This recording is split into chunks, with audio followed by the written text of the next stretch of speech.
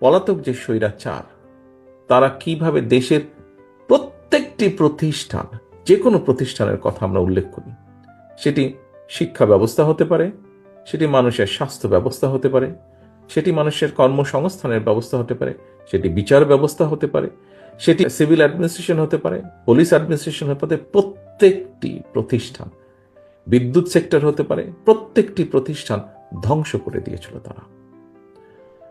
সবচেয়ে বড়, সবচেয়ে প্রথমে যেটি ধ্বংস করেছিল সেটি হচ্ছে বাংলাদেশের নির্বাচনী ব্যবস্থাকে বিতর্কিত এবং ধ্বংস করে দিয়েছিল।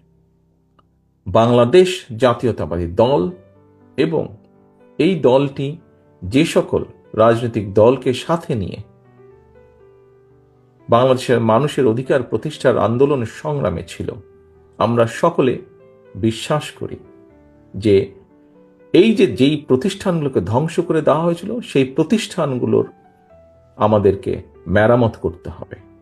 এবং যেহেতু আমাদের রাজনীতি হচ্ছে বাংলাদেশকে ঘিরে, বাংলাদেশের জনগণকে ঘিরে, আমাদের রাজনীতির সবচেয়ে বড় পুঁজি হচ্ছে এই দেশের জনগণ।